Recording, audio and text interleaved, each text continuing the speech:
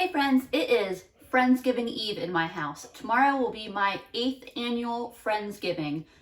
This year I will be joined by 14 of my closest people. I'm really excited about it. It's one of my favorite days of the year. And I'm going a little bit rogue this year. I'm trying something different. I am making my turkey tonight. I have my 21-pound Birdzilla behind me and I'm about to put it in the oven. Not the absolute biggest bird I've ever cooked, but he's a big one. I tell you, I think this thing would just fit in my roasting pan were I to cook the whole thing as is like this. But like I said, I'm trying something new this year. So in addition to cooking the whole turkey the day before, I'm also going to remove the dark meat from the breasts. So that way, as soon as the breasts hit 160, I can pull those out of the oven and let the dark meat continue to cook. I'm not gonna fully spatchcock it or carve the breasts from the rib cage right now. I think what I wanna do is just remove the legs, thighs, and wings, and then roast the breast just like I did for my budget Thanksgiving video, where that was what I had, was a bone-in breast. So let's see if I can carve this thing correctly. I'm going to start out just by cutting the skin right here. That's really just what it's connected by. I'm not going to lie to you. There's a certain degree that this feels like, you know, the scene in Independence Day with the alien when they're like cutting it out of its little protective exoskeleton suit thing. All right, I've got my bird flipped over so I can work on it from the other side. I will say, well, this is going to make it easier for me, I think, in the long run and result in a more well-cooked turkey. There definitely is something to be said about just tossing the dang thing in the roasting pan and cooking it that way. I'm so glad y'all can be with me to figure this out for the first time with me. Yeah, third hand. That's what would really help here. There we go. I'm gonna pop that bone out the socket, which sounds really wonderful, doesn't it? But came out nice and easy at that point. I'm just gonna set that in the roasting pan for now so it's out of the way. All right, a million years later and I got it. I think the wings should be a bit easier. Flip them around so I can get to him easier. There's a very, very, very small part of me that's like, man, Lisa, what if you're ruining your turkey? But then I'm like, we don't need that kind of negative attitude in here, right? Plus, it's just turkey. Like, it will be fine. Ha, there we go.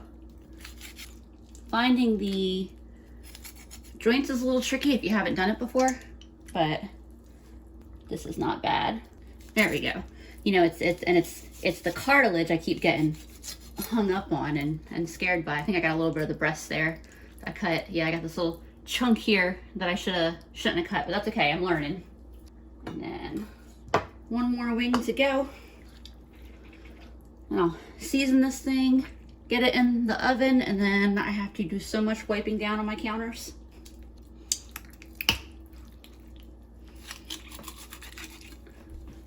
I'll be less bashful about the cartilage, cutting through the cartilage on this one. I tell you, this is why it costs so much more. You get something from the butcher. There we go. That one's better. I didn't get all that extra breast meat. I did a good job with that one.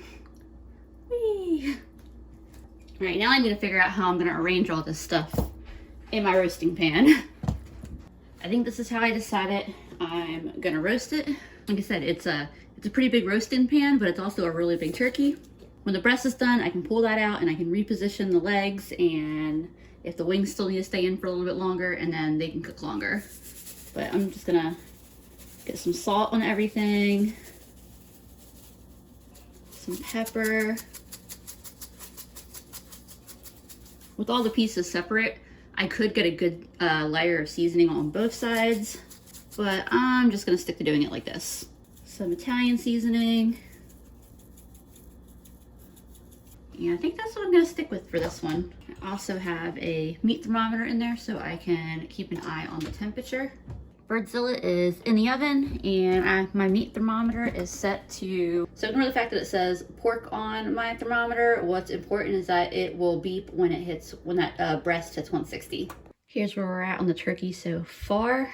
The breast is done, so I'm gonna set that aside, and then I'll move the thermometer into the leg or the thigh and see how much longer that needs. I put the legs, thighs, and wings back in. They'll be more tender if they reach a higher temperature, but I tasted a little bit of this skin on the breast, and I don't even know why I mess around with like butter and stuff like that. Just the seasoned skin by itself just has so much flavor. I made that turkey breast the other day, and honestly, I think the skin turned out better on this one than the one that I slathered in butter. Either way, in any case, I'm happy with how this turkey breast turned out. This jar is all the liquid that was in the bottom of the pan, and then here is the rest of the turkey, and it is cooled down. I actually set it on my back deck for a little bit because it's like 33 degrees outside. That was a quick way to cool it down before putting it in the fridge. And this will go in the fridge overnight. I'm going to bed. I'll let you know tomorrow night if doing the turkey this way was worth it or not. Hey friends, it is the next day. I have my friends coming over in just a few hours. I'm running behind, but honestly that's kind of my default state, so I'm used to it. First thing I'm doing is getting some dough made because I want to make a loaf of bread. I also have crescent rolls that I'm going to cook, just like instant crescent rolls, because that's one of those food items that I only usually make on Thanksgiving, and so I really like to have them. But this year I also wanted to make a fresh loaf of bread to slice and have available. So it's 3 1/4 cups of flour. I have a pack of yeast. I don't often use yeast packets, but I have these because they came in a 3-pack and that's what I got for my Thanksgiving video I did this week, so might as well use them up. I also keep a 3-pack of those with a 5-pound bag of flour in my emergency kit, like my little emergency food supply. And this is 2 teaspoons of salt that I'm adding, and 1 teaspoon of sugar. Get that all mixed up.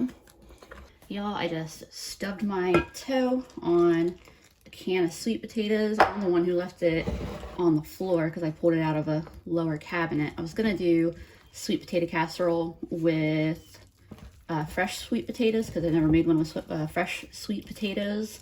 My mom's usually the one who makes it, but I'm making it this year, but she already bought those cans sometime last year when they were on sale, so I figured I will just use them up because they need to get used. That was 1 1/3 cups of warm water, by the way, and you see this comes together pretty well, and it's a no-knead bread, so I'm not going to knead this. It's okay that it's a sticky, rough-looking ball of dough. All that's going to happen with this is I'm going to cover it and set it aside, and I'm just going to let it rest for an hour.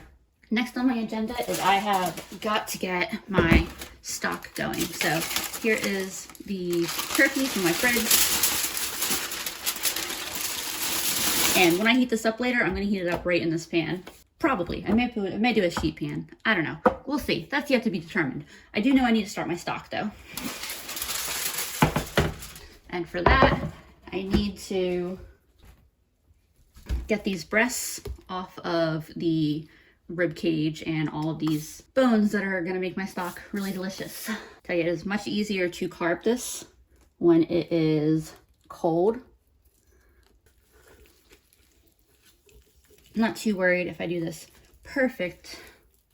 I just want a relatively intact breast. I used to be really into the presentation aspect of the turkey. Now that is not so important to me, because I realized the last couple years I was carving the turkey in the kitchen before it even made it to the table anyway. And there's the other breast. Yeah, okay job. And then I'm gonna pull off any other meat from this so that way it can go in my pressure cooker. And I'm also gonna remove this thing right here. There actually wasn't that much more meat on there. It looked like there was a lot more, but a lot of it was like really connected to like tendons and connective tissue and stuff. So I didn't go like too crazy trying to get every little scrap of meat off. I have here my freezer scraps of veggies. And by the way, in my pressure cooker, we ate one of the wings last night because I mean you have to test it out, right?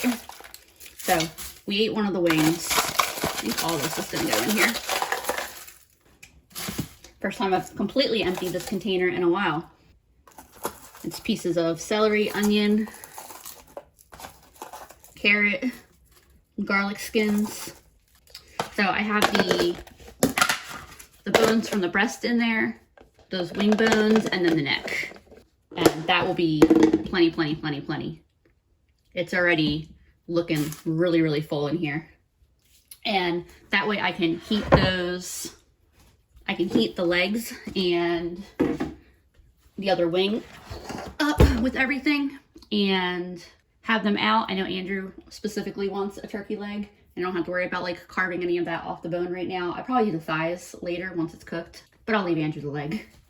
Normally I do 3 quarts of water. I did closer to 2 quarts, a little over 2 quarts this time around because I don't want it getting too full. I don't worry as much about the stuff sticking up from above the water, but the water is getting to where I'm not really comfortable having it any higher. So I'm gonna stick with that and hope for the best. I only really need a couple quarts of stock for the gravy and the stuffing, so that should be plenty. I'm gonna put this on for 2 hours. That's kind of cutting it close for how much time I really have, but I'm just gonna put this on until I need it, and then I will release the pressure and strain it and worry about using it. I didn't leave myself a lot of room here on my counter, but I floured my counter and I'm dumping my dough out now. I've got my Dutch oven in my oven and the whole thing is preheating to 450. And I'm just pulling the sides of this dough in on itself, flouring my hands as needed so it doesn't stick too much. So I'm not really kneading it so much as just working the sides in. And then rolling the whole thing over. It is sticking a little bit, so I'm gonna add a little more flour. But you can see now I've got a relatively smooth ball of dough. I'm shaping it into kind of an oblong shape because that is the shape of my Dutch oven. If I had a rounder Dutch oven, I would just leave it round. And I'm gonna leave this to rise for 20 or 30 minutes and then it'll go in the Dutch oven. I just carefully pulled my very hot Dutch oven out of my very hot oven. I put a few cuts in the top of this loaf and then I'm just gonna carefully transfer this into the Dutch oven. That's gonna go in for 30 minutes and then I'm gonna take the lid off and cook it for another 10 without the lid on. There's that in there. I'll plan to put the turkey in to warm up and start on the stuffing when this is done. I'm not sure I'll film as much once my friends start arriving, but for right now, that's where we're at. Here's what that bread looks like out of the oven. I'm gonna switch it to a cooling rack. I am in the process of setting my table, and per usual, I'm running way behind. I still got to dry my hair here too, but I've made the switch to wine, so everything will be okay. Plus my friends are used to me running behind. I have my onions and celery going for the stuffing. I just depressurized the pressure cooker so that way I can grab my broth out. I bought this huge bunch of flowers earlier this week. They were marked down to $5. So I've been enjoying the big thing of them all week, and then I'm gonna make some smaller centerpieces for the table with them real quick. I don't have time to, but I'm gonna do it anyway. That's okay. We're running a little late. Everybody's running a little late. It's all right. There's wine and we're gonna have a good time. That's all that matters. No stressing, just fun. My friends started arriving, so I didn't have time to show you everything that I had hoped, but look at this delicious spread. Brisket, mashed potatoes, sweet potato casserole, stuffing, mac and cheese. There was so much food and everybody had such a good time. I'll show y'all real quick the reality of the aftermath. It's the next morning. We have not started cleaning up yet, and we are not sorry. We had a wonderful evening being present and enjoying our guests, and so it is all right for the cleanup to happen today. Whew, and then the kitchen. That's all right though. Honestly, it's not that bad. And by tomorrow, you won't even be able to tell that it was this crazy mess. And ta-da! All cleaned up. Hey friends, if I look really tired, it's because I am. I'm probably gonna sleep for the next 2 days. I'm mostly cleaned up. I got my tablecloths all washed, and this is the bin that I keep all of my Friendsgiving, fall, autumn things in. It's just about time to put this away for the year, and then it'll come out next October or so. Now I get to look forward to pulling out Christmas stuff next week and winter stuff, so that's exciting. I did want to mention to y'all how the turkey turned out. We will definitely be cooking it again that way next year. I have never had so many compliments on a turkey. It stayed so moist and just was so flavorful and delicious. And while butchering the turkey was kind of a pain, every other aspect of it was just so much better. So that's definitely what I'm going to be doing next year. Hopefully next year I'll be a little less rushed and I can share my Friendsgiving day with you a little more fully and with a little less speed running of the day. So this pretty much wraps up Thanksgiving in our house. We have plans with a friend or at a friend's house for Thanksgiving this year. So I am done with the Thanksgiving cooking. I'm already excited to get started on the next thing. So I will see y'all again soon.